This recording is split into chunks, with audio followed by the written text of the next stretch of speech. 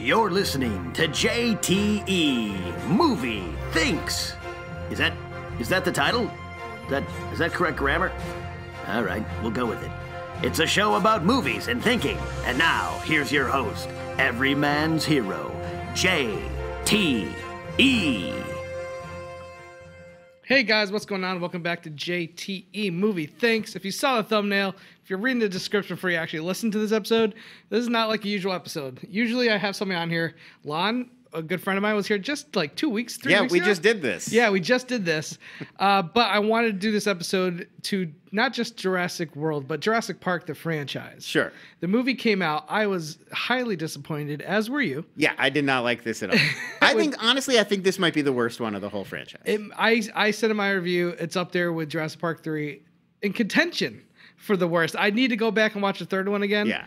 We were going to have Billy Business on, but he's a little busy today because he actually enjoyed the movie. He did. I have not gotten a good, satisfying explanation from him about what he liked. Well, what he said to me, he goes, "I had fun." That's not satisfying. Like, you can have fun, but that doesn't mean it's good. That just means you had a good time. It's weird because I think about Jurassic World, and that movie I had problems with also. Sure. But I was in that group where it's like, no, it's not great, but like I had fun with it. I didn't really like that one either, but for all of its sort of like little plot holes and sort of problems, it didn't feel as problematic and flawed as this one. I don't mean problematic in like a woke way. I just mean like every scene of this movie, like there's something dumb or there's just something that just doesn't play that they're trying to do. He just they miss a lot of beats that it seems like they're trying to set up, and then it just doesn't play. Like there was every single scene, there was something that was like frustrating or just felt off. And we're gonna get into that a little more. We're not gonna spend too much of the podcast doing a review of the movie. We both have reviews out there where we discuss how we don't like it. I mean, I just basically ranted on Twitter. Yeah, you ranted on Twitter. I have a regular review and a spoiler review where the spoiler was me just venting on things I hated. But here's the thing, like I want to talk about like where the franchise should go. Now listen, Colin Trevorrow has already written a third one where he's working on it. He said in an interview recently he knows how the third movie ends. Well, and I mean, part of I think what is not so great about this one that bugs me about it is that it's so obviously designed to set up a part 3. I don't mind a little thing in your movie that kind of teases or bridges or like introduces the concept that you'll use in the third movie. But this one, it feels like the whole third act of this movie is really lead-in for what they really want to do. Maybe even more so than the third act. Which is set the dinos free in the world, which you could just do. You don't really need all of this work to get there. Yeah, and so guys, if you're listening and you haven't seen Fallen Kingdom. Oh, sorry. Spoilers. Yeah, don't listen. And we're basically going to talk about not just where Colin Trevorrow is going to take it. I kind of want to talk about like where would you take the franchise to kind of make it fresh, new. I have some strong opinions on that, and I think we'll get into it. Jurassic World. Here's the thing I'll say about Jurassic World. The movie gave me the promise of seeing something I had never seen before. When the first movie... No, let's unpack that. Well, that's what I think the big problem was. Are you talking about Jurassic World? Yeah, Jurassic World, the fourth one. But what I'm talking about that is when you see the first Jurassic Park, the park is not even open. It's just literally people going through a little tour before it even opens up. The big thing for me when I saw the trailer for Jurassic World, the first one, was, oh my God, we're actually going to see like this Disney type... Orlando resort type place. But is that really that new? I mean, it wasn't like in the first movie, the park is not anywhere close to being ready to open up. Like, it's about ready. But it just doesn't have, like, crowds in it. But then Jurassic World doesn't even really use that. That's a big thing. I think when I saw the fact that there was all these crowds of people and families, then the dinosaurs getting out, they're not just chasing 3 or 4 people. It literally becomes more of a huge disaster. Like, when I saw the Jurassic World trailer, I said, when these dinosaurs get out, it's going to be pure mayhem. Unlike, because it was a more smaller personal story in Jurassic Park, which worked, but like, I was given this summer blockbuster vibe of, oh my God, everyone's going to freak out. And the promise of seeing that was exciting to me. I think this may get to a lot of the problems the franchise has experienced since the very beginning, is that I think that always sounds more tantalizing than it is. I think the idea of this villainous entity, this thing we've gotten to know over the course of several movies that's always like confined. It's going to get out. Like Alien, the Alien movies always kind of did that too. Like, what if it got to Earth and was just running around? And that always seems like that would be the ultimate. But there's a reason that they never actually make those movies, which is that that's not an interesting story. Because that it's just scenes of chaos and dinosaurs or monsters picking people off. We've seen it in every disaster movie. It's just not story. The story is more compelling when it's a few people you actually care about who are threatened rather than large crowd scenes. I agree with that. Here's my thing. Once Jurassic Park came out, I saw that in theaters. Blew my mind. Absolutely loved it. I think what Jurassic World was trying to do was recapture that magic of the Jurassic Park, which I think a lot of people say it grabbed a lot of nostalgia and used it as a crutch. And it was just like, hey, don't forget Jurassic Park. We're Jurassic Park. I almost wish they went a totally different direction. Make movies like The Poseidon Adventure or The Towering Inferno, where you just take this all-star cast. Each person has a thread, but they're not like the main character of the story. I mean, Poseidon Adventure is a good movie. Towering Inferno is a bad movie, and it's a good. That's a good demonstration of what I'm saying, which is like the disaster movies always give us this. It's like teeming crowds of people about to be killed, with dinosaurs attacking. But I'm like, it's just not as interesting as it seems like it would be. It's more in like the scene in Jurassic Park where it's two kids that we are emotionally invested in dodging raptors in a kitchen. It's not an exotic, exciting look. It's a kitchen. That's more intense than anything that's come after it because we care about those kids. They're good characters, and we don't want to see them get eaten by raptors. You don't need huge mob crowds of people because we don't care about them. But here's where I'm coming from. We got that with Jurassic Park. I don't think you're going to do better than what Steven Spielberg did with that first Jurassic Park. You don't have to do better. You're just different. Try to recreate that with the new kids like Jurassic World tried to do. Right. If you had this larger cast and it was more of a just disaster film with dinosaurs, like a fun summer ride, not trying to make one of the greatest summer movies of all time. But there's really only a handful. There's really very few great disaster. I think you probably named arguably the best one ever, which is Poseidon, the original Poseidon Adventure. Gene Hackman.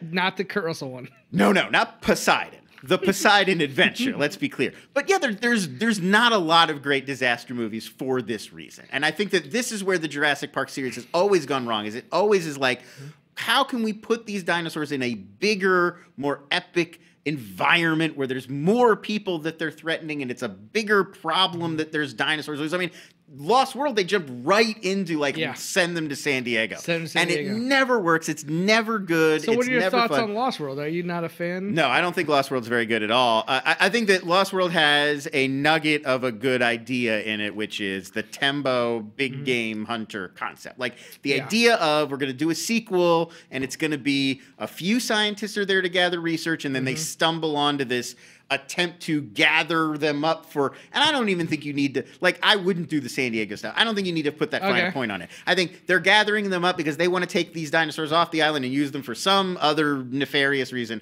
To me, that is a reasonably good setup for a sequel. I think Pete Postlewaite's a good actor. I think that material works pretty well. It is ludicrous, but it works pretty well. I think everything else about that movie is basically a wash. Goldblum is totally wasted, and he felt like a different character. Well, and his character's his character's hilarious and fun in the first movie. He's like the comic relief, and then they make him this wet blanket. He's traumatized by what happened to him. I felt like the first one we got what's his name? His name is Ian Malcolm. Yeah, Dr. And the second one we got Jeff Goldblum. Well, and it's just that's what it felt like. It's like they took Dr. It's understandable that would happen after what happened to him in the first movie. He would be traumatized and terrified and not want to go back to that island.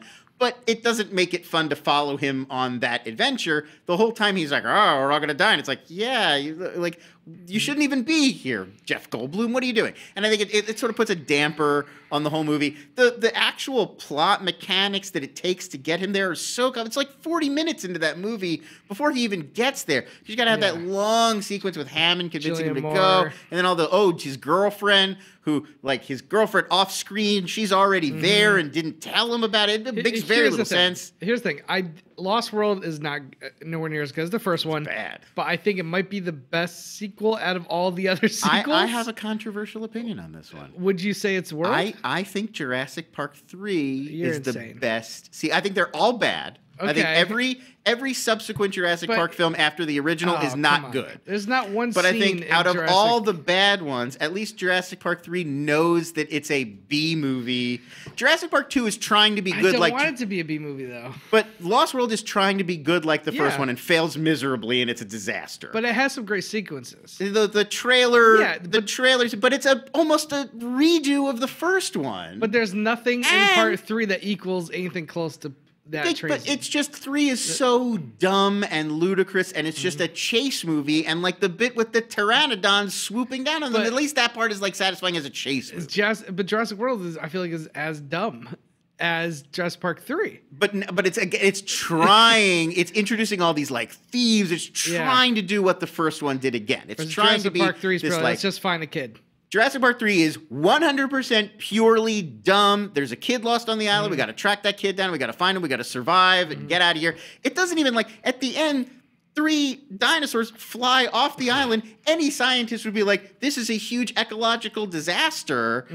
And Alan Grant's like, "Well, there they go. Life found a way. Hat over eyes. Go to sleep on plane." Like it's a dumb, ludicrous adventure movie, and like on that baseline level, I respect it. That out of all the other movies, they're all trying to be these like science-y, Michael Crichton, thoughtful thrillers. It's always a disaster. Like Fallen Kingdom trying to inject real like socio-economic political thought into this franchise, and it's abysmal. It's a disaster. Well, At least 3, to my mind, doesn't even try to do that. It's just Here's goofball the thing. antics and William H. Macy lying about who he is Yeah. and his like comic Well, goofball stuff. This is where I'll disagree with you.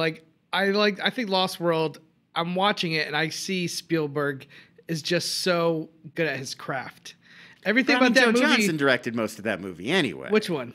2? Lost World. I mean, Spielberg's credited, but he Yeah. let Joe Johnson basically direct that movie. Okay, well, I never heard that before.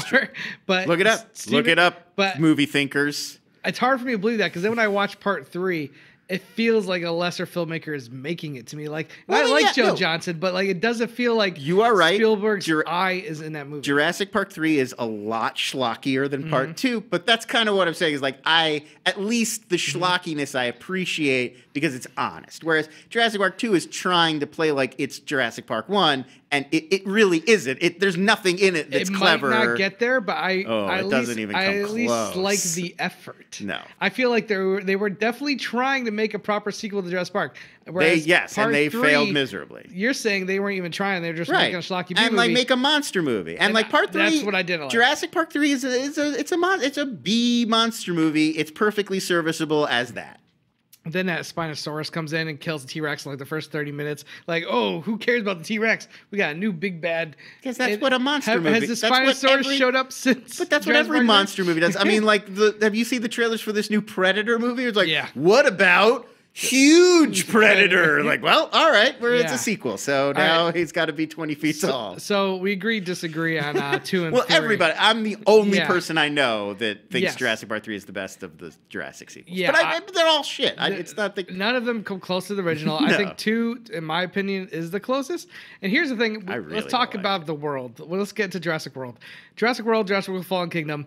Like I said, I had enough fun with the first one that I could ignore some of the stupid things because at least I felt like I was seeing something I kind of always wanted to see. They sold me on the fact that I get to see the park being open. It just felt like a bigger scale in a lot of ways than Fallen Kingdom. Also, Fallen Kingdom, again, spoilers. The island, I was a little excited when I saw it because I was like, okay, the island's going to explode. There's a volcano going off. Which, I mean, it really Again, I love hurts. disaster movies, But so it I thought hurts continuity because the idea that they would build not one but 2 Listen. theme parks on a volcanic island. that's one of the least. That's the one thing I'll buy. There's a lot of things in this movie I don't buy, Like, but come I'll give it on. a pass on that. Well, here's what I don't like about that. Because the implication there is that in the original Jurassic Park, Mm-hmm. even if nothing had gone wrong, if everything had worked perfectly, Hammond pulled it off to the shock of Dr. Malcolm, whatever, that park you're saying is still doomed because it's on an active volcano. It was going to be destroyed in 20 years anyway. Like, that to me is like the sort of thing you shouldn't do. That like retcons the first movie. Like Hammond was like a screw up from the get go. Well, I mean, at this point, he's passed away. I mean, Yeah, again, no, it's like, don't tarnish the legacy of poor dead John Hammond. I'm not a volcano guy. I don't know what science They goes brought a into that. chaotician and not a geologist? Yeah, I mean, listen, it was a, under the books kind of thing. They weren't telling people they're making dinosaurs. It wasn't out there. under the books. He had the Costa Rican government's permission. But still, it wasn't the U.S. government. So, like, I can forgive that stuff. Fallen Kingdom, for me, I said, okay, if they're making a disaster film and then you have also deal with dinosaurs, I was like, I could see that being something kind of interesting because, again, I'm a big fan of disaster films growing up. I like the fact that the animals, because the island was literally about to explode, would not be acting like they usually would. So in my head, I'm watching a trailer. I'm like, oh, this can make for some real, like, crazy, like, dino-ass action and just some situations that we've probably never seen in a Jurassic Park movie before. But then they get there, I feel like they're on the island for 30 minutes and it's about to erupt like for good. Well, I think, yeah, I mean, the biggest problem with Fallen Kingdom is there's really two movies that they're sort of trying to like squeeze into one movie. I mean, it's rare to see a movie that has this much of a sort of like break, like act break. Yeah, they should have picked a lane. Yeah, they're on the island. They're gathering up all these dinosaurs. You sort of get in the mode that that's going to be the movie. And then suddenly, no, the whole island's destroyed. All the dinosaurs are already on the boats. It's very abrupt. Yep. And then we really like, they do like a fade to black and then fade up. And it really is like part two. And then it's this. Can we? Okay, I'm going to stop here. I know we haven't got there yet in our discussion, but okay. The decision to set the second half at a like English manor house, but they're telling us that it's in Northern California.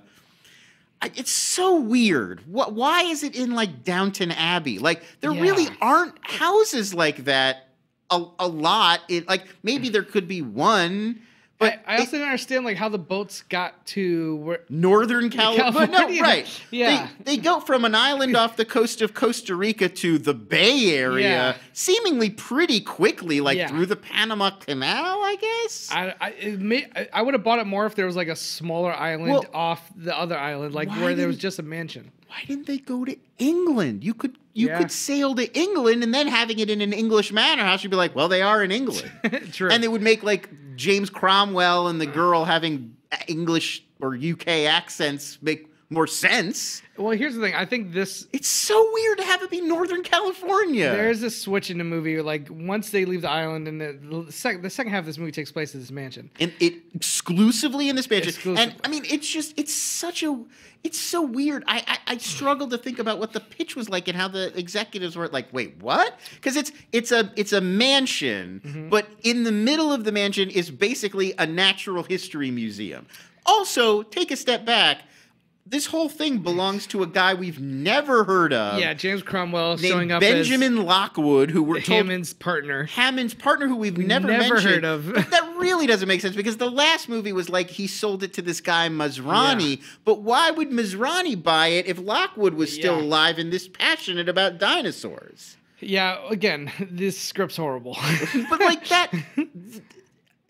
It's if you're talking about making part 4 or 5 of Jurassic Park now, and it started in the 90s, a little bit of retconning, I think, in that case is excusable. But this is a sequel to a movie from only 3 years ago. Like, they could have planned this out better. It's funny because you hear Colin Trevorrow talk about he had a plan for all 3 films. Then why wasn't Lockwood in the last one? That's what I'm saying. It must have been a real skeleton of a plan, and it's like, now we got to fill in the lines. I don't know. It's really weird. Such a mess. It's such a mess. But anyway, the thing I was going to say is, so there's Lockwood's mansion, and it has a natural history museum in the middle of it. And then there's this huge lab underneath with like tons of Mr. Wu's down there. Tech, and Wu's been down there doing all of these experiments. And the supposition is that Lockwood didn't know about it, like wasn't aware that was there. Yeah, and the most bland villain, his assistant, I don't know who that guy was. I still not sure who he was, but just the most vanilla bland actor. I mean, Rafe Spall. Yeah, I feel, I'm not even trying to talk bad about the actor, but he was given a nothing part. It's a nothing role, and it's the same villain from 2. Like, Lost World's villain is like another guy related to Hammond who wants to take over InGen and make like a new profitable business out of these dinosaurs. That's exactly the new guy, except he's related to Lockwood, or he was like Lockwood's protege or something. It seems to me like a lot of people I talk to that do like this movie, because there are people out there who enjoy this film, and they took that turn to the house and we're like, ooh, this is something new. We're outside the park. They just seem to really enjoy having something different. And for me, it's not that I hated that they went to this house and that they were doing something different. I just don't think it was executed very well, and the story made no sense. Well, let's be fair. The stuff that's in the underground lab feels not different at all. We've seen the dinosaurs running through labs since the very first movie. Okay. The stuff that's in the Natural History Museum also does not feel very new because we've seen the dinosaurs running through the visitor center in the first and second movie. So really, it's just a few sequences. The roof and the bedroom, that's where it feels different. Yeah. We've never been in those settings before, but that's not really that much. Like, most of the action is still in the lab underground, which looks like every other Jurassic Park movie. So you don't even really get a lot out of. Like, there's one scene where the girl's in the dumbwaiter and the dinosaur's running down like a long hallway. That's different. That feels like something we haven't seen before. Well, is that a little bit of throwback to the first movie where she's trying to pull a little, but at least it's like, okay, we're in Downton Abbey. We've never been in Downton Abbey before. It doesn't make sense that Downton Abbey is in Northern California, but okay, fair enough. Yeah, I don't know. So it doesn't even that, like, well, it's showing me something I haven't seen, which is like the most baseline level of credit to give it. Even that, I don't think it's really doing. When it comes to a big summer film like this, I want some spectacle. I want some, you hear this movie cost $200 million, whatever. It's like they shoved all that in the first half, and even that wasn't that good. And then they're like, oh, we're just gonna be at this house for the next hour, and I'm just like, this is not like, when I think of an adventure in Jurassic Park, it's supposed to be an adventure film. It's scary and it has some action, great special effects, but they are adventure films. I don't know how you plan the last hour of your movie to be adventure in this old English house. It's also just they keep coming up with these crazy elaborate scenarios and then filling them with the same 4 character types over and over again. Yes. The same exact things we've seen over and over again. And if you think back to the first movie, there's a lot of memorable, well-drawn characters. A lot of the things people remember and quote from the first Jurassic Park is before the dinosaurs even friggin' show up. True. Like Goldblum in the there will be dinosaurs on your dinosaur tour, or Grant like threatening the kid, like, or maybe he'd slice across your belly. Like, like you packaged it, you put it on a lunchbox. Now you're selling. Like, and if you think about it, like, it's great actors. It's Laura Dern, it's Sam Neill, it's Jeff Goldblum. They took the time to let you get into those people in that world and care. And every subsequent Jurassic Park movie is like, here's like nerdy guy who knows dino facts, and here's like the tech guy who knows all the gadgets, and here's like big game hunter number 3, and like, that's not interesting. Those aren't interesting characters I care about. And so when a dinosaur's about to eat them, I don't give a shit. Yeah, those characters they added in this movie, the kid who's scared of everything, Justin Smith, the girl who's like spunky, they felt like cartoon characters. So flat, so uninteresting, and like, that's why we don't care when they're threatened. Like, that's why it's not working. Like, you don't need to come up with really elaborate scenarios. The scenarios in the first movie are very straightforward. So, we're in this visitor center. Oh my God, there's a raptor. It's going to kill us. So when it comes down to it, I knew going in after seeing the first Jurassic World, going to this movie, I knew I wasn't going to get great characters like I got in Jurassic Park. But why? That's the easy thing to do. Because I just know who's behind this movie, okay? It's easier to, like, I sold myself to the fact that Chris Pratt is basically being Chris Pratt. That's what There's I don't no understand. chemistry between him in the first movie. Chris Pratt is delightful. He's charming and delightful. How hard is it? Like, I don't get it. I've already seen that they couldn't do it in the first movie. So I was going in just like, okay, you know what? I'm going to let that shit go. Just entertain me with some cool dinosaur action. And I sat through that film, and I don't think I smiled once. I don't think I was thrilled or just, amazed. I remember halfway through the film, I said to myself, I never thought watching a Jurassic Park movie would make me so just uninterested. It's boring. At least I would, like, give me something. If you can't give me good characters, a good story or plot, give me a good action sequence. Give me something that I go, okay, that's cool. There was, besides maybe the first 5 to 10 minutes, which I thought was kind of cool, there's really nothing. I mean, we've seen that. Yeah. And that's a great example of, there's a few times in Fallen Kingdom where, for whatever reason, I'm not sure why, it's clearly intentional. They do this thing where, like, they kind of like foreshadow the shocking thing that's about to happen. So like the guy who's hanging on for dear life under the helicopter and they're about to take off, and you think that, oh, he survived. And if you do it quick enough, oh, he survived. And then the mosasaur comes and eats him. You're like, ah, then it's like a fun twist moment. But they linger on it too long, and so you figure out that another shot is coming, because otherwise you'd cut and go to the next I wonder sequence. how many people caught that, though. Like you and and they I, do it maybe, again. Well, they do the same thing again. Do you think the regular audience is going to pick that but up? I'm telling you, like, they're doing it on purpose for some reason, because they do it again. There's a scene where the nerdy guy who's scared of everything is climbing up the ladder in the lab, and he gets to the top of the ladder, and it's a beat that's supposed to play funny, because you think, oh, he's gotten away with it, and then boom, the ladder falls, and he ends up right back next to the dinosaur. But it doesn't play because they leave it hang too long with him at the top of the ladder. So you know that there's another beat coming where he's going to fall. Whereas if they just cut. I think you picked that up. I think a majority of the audience that when I saw this movie is not thinking with the brain of blonde hair is like, oh my God, I see what this shot is doing. But I think basic audience were fine with it. Spielberg handles that stuff so well. Of course, he's a way better director. He's like tainted the future of the franchise. Like the shot I kept comparing it to was Clever Girl from the very first one.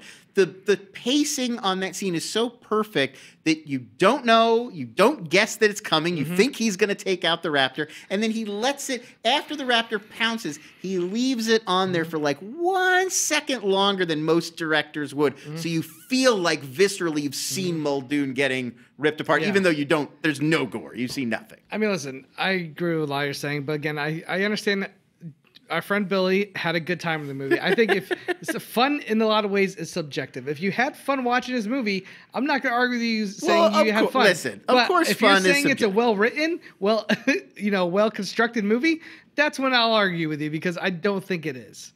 All right, well, listen, we could talk about Jurassic World for another hour. Clearly. We didn't even get to the clone girl, which might be one of the stupidest things I've ever seen in a movie. Yeah. It's horrible. It's a dumb idea, but it's like a dumb idea that is made even worse by poorly thought out execution, because you needed to have that revelation earlier in the movie for it to have some kind of impact on the audience or the girl. Yeah. As it is now, it's introduced, there's like one chase scene, and then this 10-year-old girl at the end of the movie has already like processed this information. Like she's made her peace with being a clone, So and she weird. decided that she feels kinship with these cloned dinosaurs because stupid. she's a clone like them. And it's like, when did she have time to? No, this yeah. is like years of therapy. Like you would not immediately get to like, oh, I'm a clone. Oh, they're clones. Oh, it's sort of like we have more in common than I have with other people. Like what? When she hit that button, I was just like, F you, movie. Like I was bored, and now I went from being bored to just be downright. I don't like what you're doing. You're insulting me. It's shocking, and I mean, I don't, who knows if that was Trevorrow's idea, whatever. I don't know if he's the main creative force behind it or what, but like it does have that same like he's surprisingly disconnected from his audience, like. He doesn't seem to have a good sense for what he can do in a movie and how audiences will react to it. I mean, there's a little Book of Henry flavor. It felt to a little that. Book of Henry. Right? That's what I mean. Like that. I felt it. The same kind of person who wouldn't realize how Book of Henry would play would make this cloned girl decision and not realize how that would play. I was totally thinking that towards the end of the movie, I was like, the guy who wrote Book of Henry wrote this movie. Yeah, for sure. And I could feel it. Yeah, like this is a really out there idea. He's just thinking people will be like immediately on the same page with him. All right, Lon, well, you and I weren't very happy with this movie, but there is a third one coming out. I want to kind of give us each of us say where we would like to see this franchise going. Let's say we were taking over. Sure. Spielberg's like, you're out, Trevorrow. And then he's calling you in for a meeting. Right. Like, where should we take this franchise? Now, let me ask you one quick question before we get into that.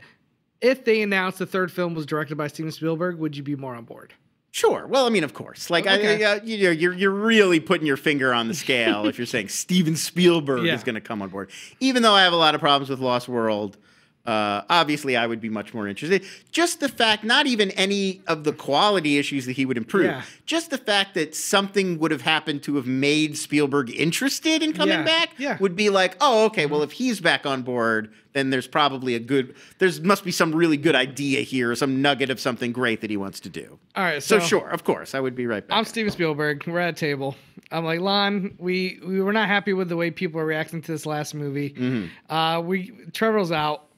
Jay Boyana's out. Don't worry about director right now. We'll figure that out. Just give me an idea where you think this franchise should go. Like, what direction should we take this in? We trust you. Well, I mean, big picture, where I think this franchise needs to go, space. I think we've had enough.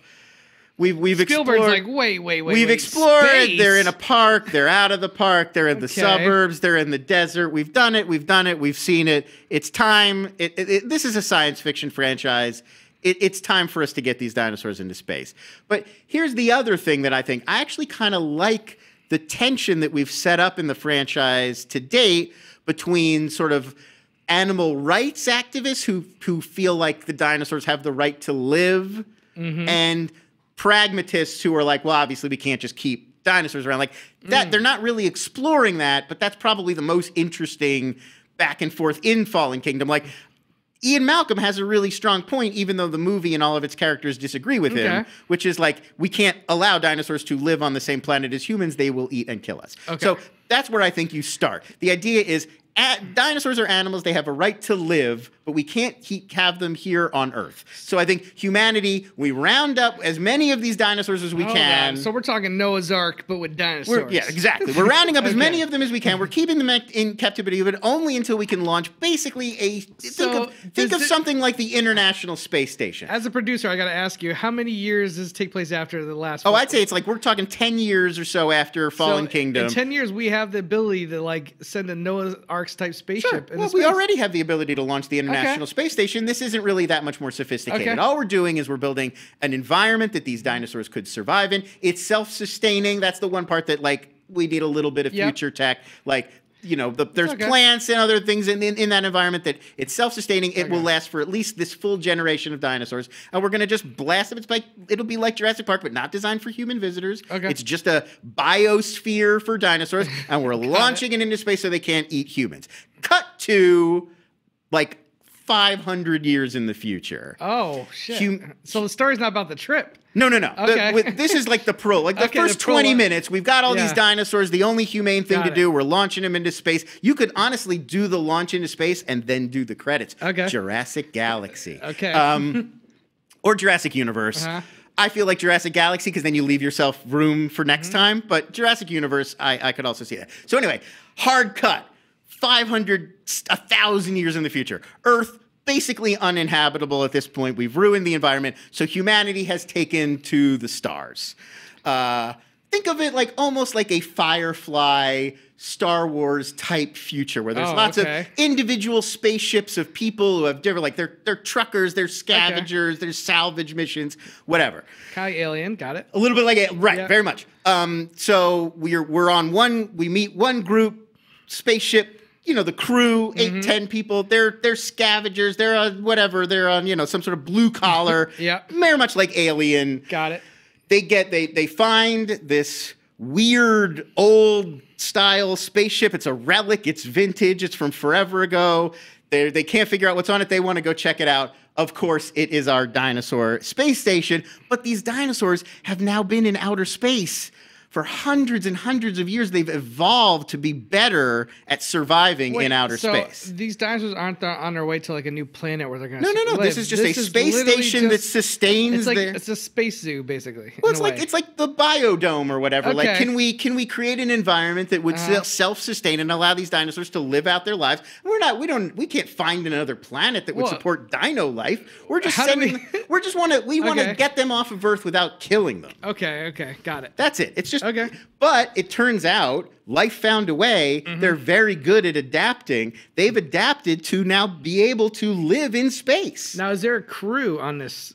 No. It's just dinosaurs. But it's dinosaurs who've had hundreds of years in isolation in outer space to evolve. And then so the ship is just like floating. It's just floating out out there. Garbage Island in New York. Yeah, right. And then these humans like dock in. They want to rob it. Basically, they want to like pull out the copper wiring. You know, think about they're trying to. It's a scavenging operation. Okay. But now they're in the middle of Jurassic Galaxy, surrounded by dinosaurs, and then it just becomes survival. How do you get off of this space station alive when you're surrounded by space raptors? All right, so that is Lon's pitch for. So when the credits come up, it says story by Lon Harris. Oh, it says maybe written by, screenplay. story by. I'm not giving this idea to somebody else. This is gold. So you're writing the whole script. Oh, yeah. All right, so that's where you see. So that's a big budget film.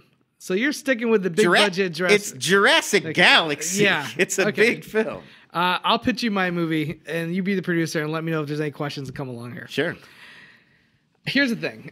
I think when I think of Jurassic Park and World, the spectacle, I think, has become kind of out of hand. It doesn't really do anything for us anymore.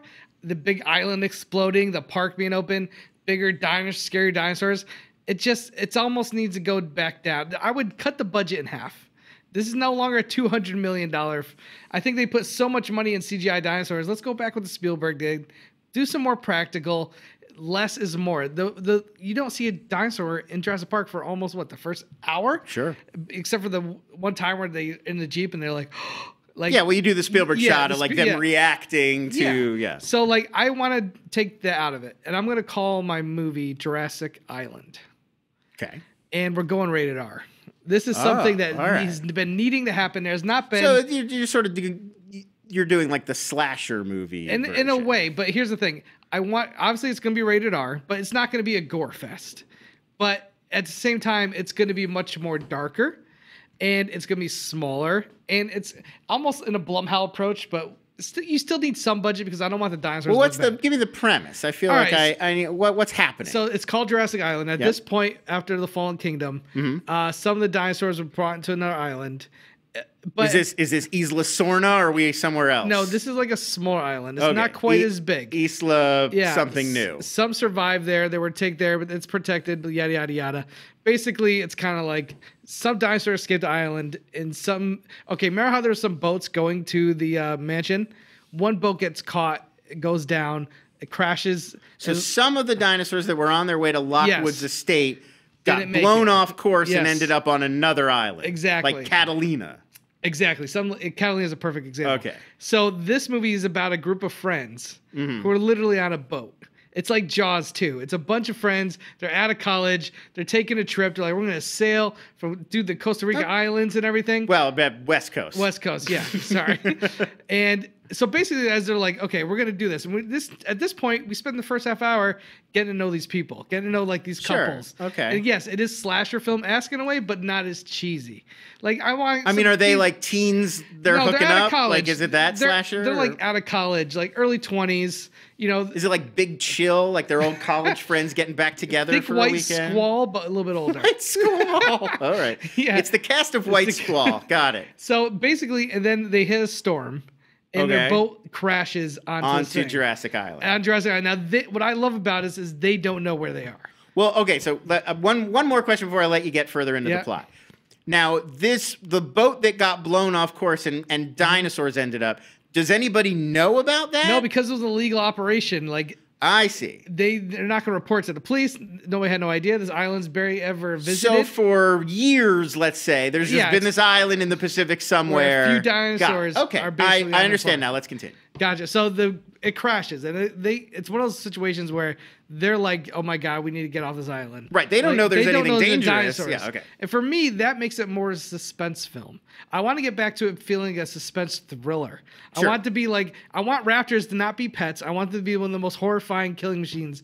That's one thing I hate about these Jurassic World movies. The raptors aren't scary anymore. I agree. The whole decision to make the dinosaurs like characters was a bad one. It was horrible. We don't want to get to know Blue and Rexy. Like that's not what people like about the movies. Yeah. They're the villain. They're the unseen menace. I totally agree. I agree. And I think by cutting the budget down, you're not going to just have these CGI dinosaurs running around like crazy. Like, they're going to be a presence kind of like Jaws. Let's go back to another Spielberg film where you hear things, you see things, or your imagination kind of fills in the blanks. Right. Because people disappear. You hear the murder. You hear someone get eaten maybe the first time. You don't actually see it. Well, yeah, I mean, you'd be at a certain point, it would almost be difficult for these people to believe that that's what was happening. They would be like, no, it's got to be like a tiger or all something. The dinosaurs were killed, yada yada yada. Yeah, like, yeah. Well, you wouldn't even. I mean, like, even if you knew years ago, there was a park, right? You wouldn't think there's dinosaurs on this side. So for me, that's basically why I call it Jurassic Island. Right. So to me, like, I think the reason that this idea, I think this is a good idea. I think the reason that this has not happened because it is a good idea. No, I think you could probably in this post Deadpool world, I think you could tell that. Right? I think the reason this hasn't happened is because producers instinctively, and I'm not saying I think they're right, but I think they feel like, well, we've seen the dinosaurs. Like, you can't recapture Jurassic Park in that way because the audience now knows what the dinosaurs look like, and you can't withhold it from us now that we've seen it. And that's why every subsequent movie is more focused on, look, 3 new dinosaurs you've never seen before. Which look, I think is Indoraptor, which you've never seen before. I agree with you. I think that's wrong, and that you could make dinosaurs that we already know terrifying. Listen, again, how by many making shark them... movies have we seen? Right. I'm still scared as shit when I just see a fin pop out. Well, but even so, it's still like, this is still the philosophy behind the Meg. Like, you couldn't do a Jaws again. You've got to make it like a massive shark we've never seen before because we've already seen Jaws. But they had The Shallows last year, which I thought was a really good movie. Like, these things are scary on their own. Yeah, no, I'm not disagreeing with you. The fact that they were once real makes it scary. The whole notion, I mean, this is where you get hybrid dinosaurs from. Like, this is the nugget of that is because development executives or whatever don't think, they think, well, we know those dinosaurs. We know raptors. We've seen them eat people. We know what they look like. You can't hide them from us and make them scary again. You've got to pump it up somehow. You've got to be like, oh, no, but they can go invisible and they've got this and they've got this. I don't necessarily think that's true, but I think that would be their concern, is that how do you market dinosaurs are scary again because you can't see them. And here's the thing. I just said it wasn't going to be a gore fest, but I would definitely do some things with the R rating that we haven't seen in a dinosaur movie yet. Yes. I actually think that's how you do it. It's Carnivore? That was horrible. Carnosaur. Yeah, Carnosaur was horrible. Right, like, but to me, that's if I was pitching your version, I would go straight Blumhouse. Like, a good version. It's just like, people are going to be ripped apart on screen by dinosaurs in a way that we have not seen before. And it's going to be shocking. Like you said, it's a little bit like a slash film, but it's with dinosaurs. You don't have to, because it's a little bit more unseen and in the dark. Like, one of the opening scenes is just when the lightning's going off and you just see flashes of T-Rex in the beginning of, like, that was one of the most effective scenes in a movie for me. Like, when you just saw flashes of him coming. Though, it's the way Bayona shoots it. He's just, see, you're going back to that. It's true. Like, that shot works pretty well, but like he lingers on these beats for like a little bit too long, and it gives you time to guess at where he's going with it. Whereas Spielberg, you never have time to guess. It happens before. So, like, with Spielberg directing that scene, it would have had one lightning flash, and the T-Rex would have been right in. And you'd be like, oh! Yeah, and you get that jolt that you never get. Instead of the build-up, which is what Jay exactly. did. And there was even, I'm trying to think, the Nun. I saw the trailer for where the Nun. She runs out. And it's the same problem in that. Now, maybe that's the teaser, and that's not really how that plays in the movie. But it lingers a little bit too long. You're like, well, it's not going to be the Nun that you think. It's going to be something's going to pop out because we've seen that one for too long. And then, sure enough. But when I was in the theater and that trailer showed, people screamed when that thing came out. But it would be even more effective if you're like a second shorter. I wish I could just pay you to go like to these sets where they're filming these things, and you just be like, no. Well, no, this is not even the set. This is all the editing room. Oh, you think it's editing choice? Oh yeah, for sure. I mean, I think that I mean, we're talking about like little seconds. Yeah, we're talking a second here or there, but it makes such a huge difference to the audience. So your film is called Jurassic Galaxy. Jurassic Galaxy, Jurassic Universe. Jurassic Universe, which is taking it to a whole nother big level. Well, I mean, look. And mine's Jurassic Island, which I kind of like Jurassic Island as a title, just because it's like Not the. It takes the park thing right out of it. Both of us, we're losing the park. You got to lose the park. You got to lose the park. I mean, I think number one to me, and it does seem like they're doing this. Like the new one isn't. Those are free range. Jurassic now. World, for real now. We got like it was a mistake to ever go back and redo park. It's just we've seen it. A theme park is really not even Jurassic that exciting. World was the last thing you really could have done. A theme park is just really not even baseline that exciting of a place to set a movie. It's too predictable. Like you know where everything is, and it's a theme park. You know. Yeah. So Jurassic Island and Jurassic Universe we'll call for now. Sure. I think both pretty good movies. Very different films. Totally different budgets. Well, yeah, no, we sort of went different. Like, because to me, it's like just to end this, who would you have direct your film? And I'll say who I would have direct my film. Oh, wow. I mean, you know, like a choices like Villeneuve or Ridley Scott for your would movie. be obvious because it's sci-fi. You'd be looking at like who's going to take on like the big, huge sci-fi epic element. But having said that, I almost feel like, you know, you don't necessarily have to go like huge like that. Like this would be a cool thing for like an up and comer, like tap somebody who you know maybe hasn't made that many films. You know who else I would love to see make a Jurassic any so kind of. Is this for your director? Yeah, I mean, I would love to see like a guy like Joe Carnahan do it. Like somebody who the movies are a little bit more like gritty and intense. So were you an A-Team fan? I don't hate it as much as everyone else, but it's really like I love Narc, I love The Gray, and I'd love that Carnahan, like like you know where it's intimate and it's a little bit claustrophobic and it's like a little bit more personal and the violence is more like visceral. True. And I feel like a guy like that would bring that element more so than, you know, like he hasn't done like a lot of outer space sci-fi kind of stuff, but I would like that. I would go since my budget is smaller, I'm going to go for an up and coming director, the guy who directed Upgrade. Lee Whannell. Lee Whannell. That's who I would probably get to do Jurassic Island. Dude, Upgrade was awesome. Yeah, I loved Upgrade. I like that he know how to do gore.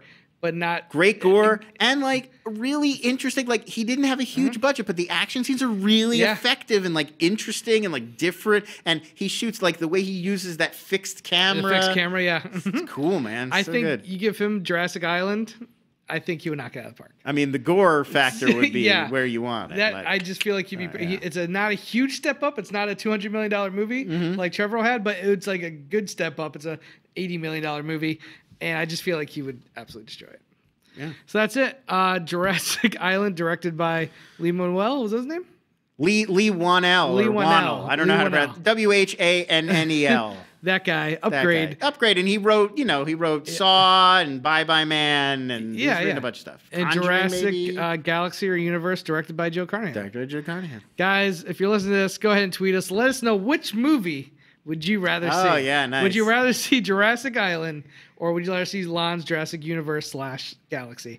Go ahead, tweet us, reply to the tweet once I post it out for the podcast. I'm just curious. It's not a competition, but I think I would go see either of these movies. It's a competition. It's competition. No, it's Lon not. says it's a competition. Well, if it was a competition, I would have put like Zemeckis to direct instead of... Wow, I went a little bit of... Oh, I think Zemeckis could really kill it, Interesting. Yeah, that's not bad. Yeah, I'm sticking with my Lee Manuel, whatever his name is, from Upgrade. I will learn his name. Yeah. All right, guys, that's going to do it for this episode of JTE Movie Thinks. We talked about Fallen Kingdom quite a bit, and we both gave you an idea where we would take the franchise. And I'm pretty happy with both of our choices there. Jurassic Island. I just like that title. I see Jurassic Island and I see a picture of like a stormy island. You know what it would be? It would be like a little group of islands and they would make the shape of like the dinosaur. T-Rex. That's kind of like you Skull know Island, that's what it would be. Like Skull Island almost. The island would be in the Jurassic Park logo. Shape. I love it. And yours would be a constellation. Stars. The stars make the Jurassic logo. Yeah. Perfect. All right, Lon, well, tell people where they can find you. Go on Twitter at LONS. That's where to find me. And I write a newsletter that's about streaming movies and TV. So inside.com/streaming if you want to sign up for that.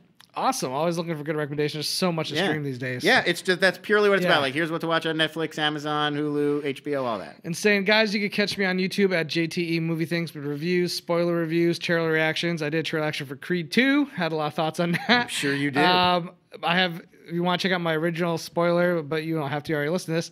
Ant-Man and the Wasp trailer is now, or review is now up, so you can check that out. You saw the movie, right? I saw the movie, yeah.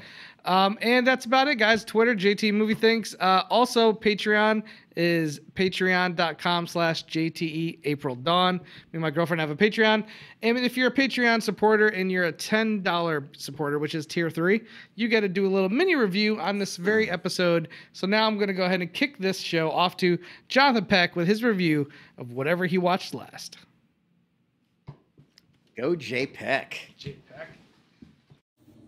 Hello, JTE and JTE movie listeners. This is Jonathan Peck, and today, 3-minute review. I'm reviewing the 2001 Oscar-winning animated film Shrek.